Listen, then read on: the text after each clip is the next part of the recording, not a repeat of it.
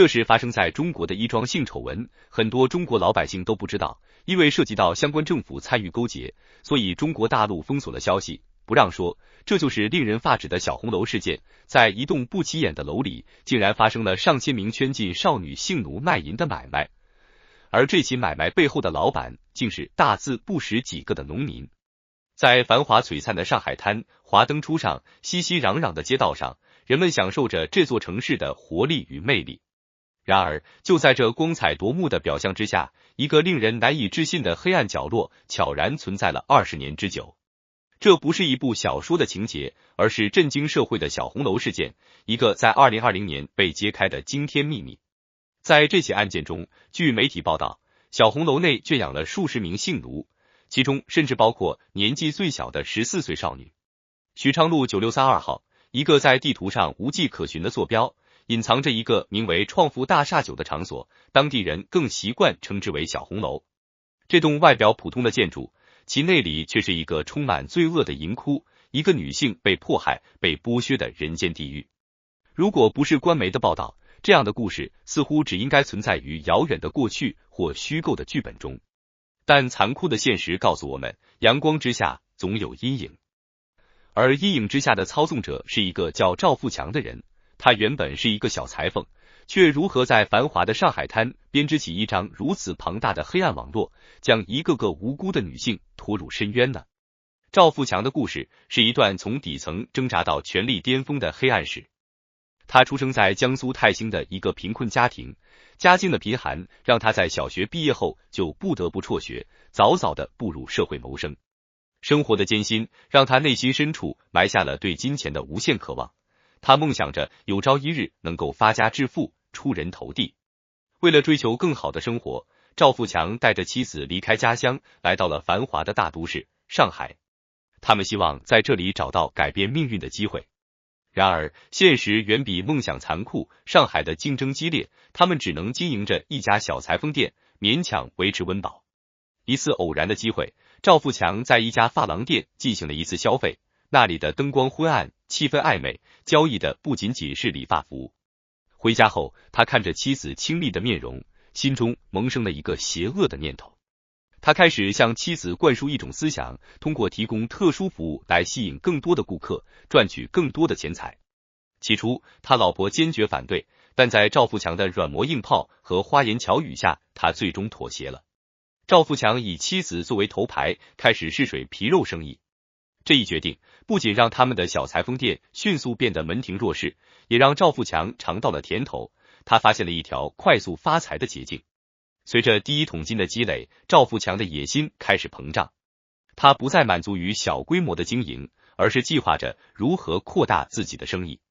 他利用自己的巧舌如簧，开始在家乡和网络上诱骗、迷惑一批农村姑娘，将她们带到上海，通过殴打、强暴、拍裸照视频等方式威胁控制她们，逼迫她们下海卖身。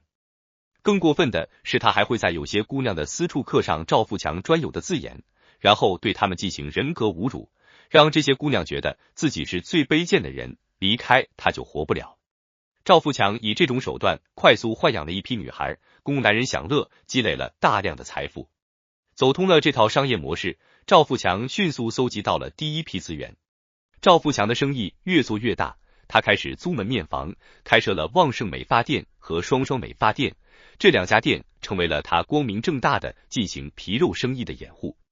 随着财富的积累，他又将目光放在了二手商铺的生意上。他有故技重施，通过威胁、诈骗等暴力手段，胁迫房东将商铺低价租给自己，然后高价租出去，赚取高额差价。不仅如此，他还通过各种手段加强对这些门店的控制。他利用自己在地方上的影响力和资源，对不服从的商家进行打压，甚至采取暴力手段迫使他们就范。同时，他也通过金钱和利益的诱惑，拉拢了一批商家，成为他的合作伙伴。在赵富强的控制下，这些门店表面上看起来与其他商铺无异，但实际上却成为了他非法交易的掩护。他们或是成为性交易的场所，或是成为洗钱的工具，或是成为他进一步扩张势力的跳板。在杨浦区，赵富强的触角逐渐伸向了更多的商铺和门面，从餐饮、美容美发到各类商铺，他的势力范围迅速扩大。据传，他的控制力一度覆盖了杨浦区1000家门店，从2000年开始，一直到2020年被查。20年的皮肉生意起家，赵富强至少赚了10亿。然而，这些都是有隐患的，赵富强也深知这一点，他知道自己必须要找到一个保护伞。于是，在上海杨浦区许昌路632号，一栋外表普通的小红楼应运而生。这座建筑内部却隐藏着难以想象的罪恶，成为数十位女性的无间地狱。在这里，赵富强通过各种手段控制和剥削女性，将她们当作性贿赂的工具，以此构建起一个庞大的关系网。小红楼内部装修奢华，每个房间都被精心设计，营造出不同主题和风格，以迎合不同客人的喜好。这里不仅有东方古风、西方奢华，还有现代简约，每一个房间都展现着高品质的装饰和设施。然而，这些房间不仅仅是提供享受的场所，更隐藏着暗门和监控设备，以满足赵富强的非法需求和控制女性。在小红楼里，女孩们的经历如同噩梦。她们中有的曾怀揣梦想来到上海，却被迫陷入了赵富强的性贿赂基地。例如，一位名叫倩倩的女孩，她曾在美国留学，并对未来充满憧憬。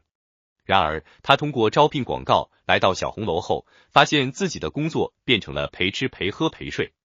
她被迫与赵富强发生关系，并在尝试逃离后遭到了更加残酷的报复，包括被强制取卵，导致她永远失去了生育能力。赵富强对这些女性进行身体和精神上的控制，剥夺她们的自由和尊严。他利用小红楼作为场所，长期为官员和国企人员提供性服务，以此获取保护和利益。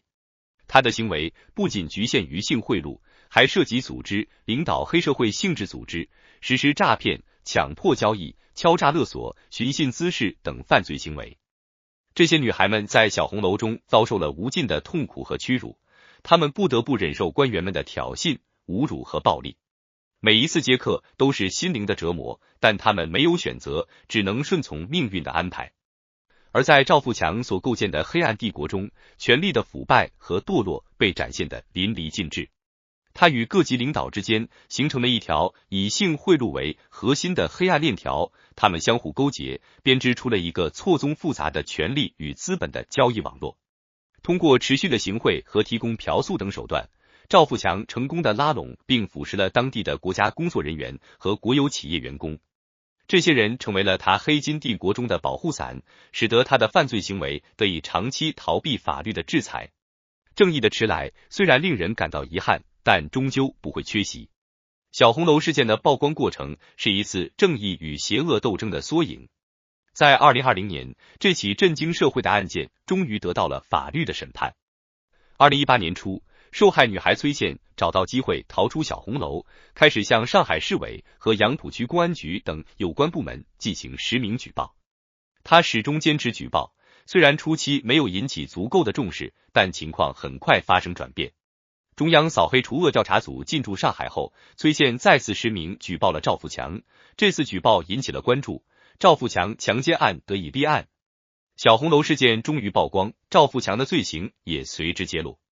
赵富强，一个曾经在上海滩上呼风唤雨的人物，因涉及组织、领导黑社会性质组织、强奸、诈骗、寻衅滋事、强迫交易、敲诈勒索、盗窃、组织卖淫、聚众淫乱、行贿等10项罪名，被上海市第2中级人民法院一审判处死刑，缓期2年执行，并剥夺政治权利终身，同时处以没收个人全部财产，并限制减刑。这起案件的审理不仅是对赵富强个人罪行的清算，更是对那些长期隐藏在暗处的黑恶势力的沉重打击。赵富强的保护伞包括上海杨浦区委原常委、政法委员书记卢燕和杨浦区人民法院原院长任永飞，他们因受贿、纵容黑社会性质组织等罪行，也受到了法律的严惩。这一判决彰显了国家扫黑除恶、维护社会正义的决心，也为所有遭受不公的女性带来了正义的曙光。赵富强案件的终结不应只是一段历史的句点，而应成为新时代的起点。他呼吁我们每个人，特别是公职人员，必须时刻警醒，坚守道德底线，维护法律尊严，确保权力为民所用。同时，他也启示我们，社会的每一份子都应积极参与到法治建设中来，共同营造一个更加公正、透明、安全的社会环境。